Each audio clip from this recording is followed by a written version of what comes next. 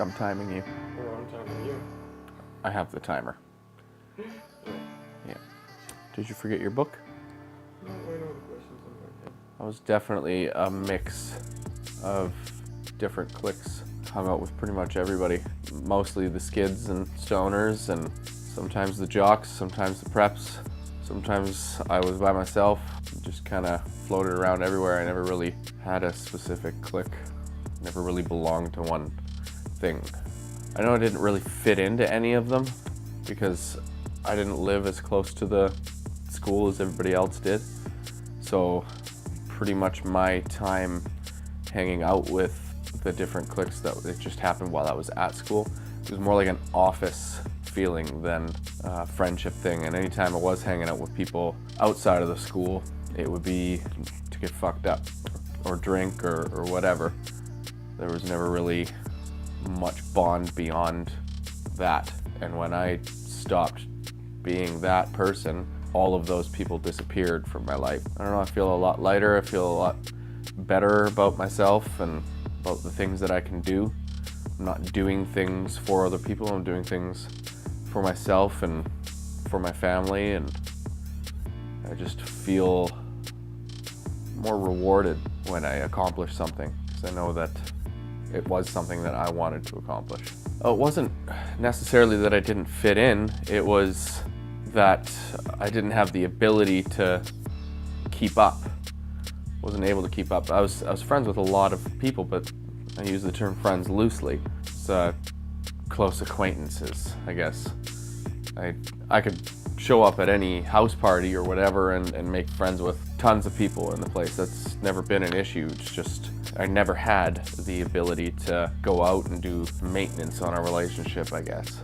I never had any real big close bonds. That's probably the darkest time because I was alone a lot of my life. Even when I was younger, I was out just wandering around outside, climbing trees by myself, inventing my own little stories. So maybe it was just kind of something that I got used to, and sometimes you just need somebody to chat with, but it's hard to chat with people when you don't know them well enough to let them know you. The few that ended up sticking around in my life, I maintain a good relationship with, and I'll see them every 6 months, sometimes a whole year, and it picks up exactly where it left off, and I can bounce my ideas and my troubles off of them and find out that they've been going through the same thing over the last 6 months or a year, or they're just starting to struggle with something that I just finished dealing with. So you get some skilled feedback, or at least some people that you can bounce the shared troubles off of. You're never alone, even when you feel alone. I found that the more alone I felt, I wasn't reaching out. I just kept distancing myself because I didn't think that anyone could feel the way that I feel. I felt that my feelings were unique and they were my own.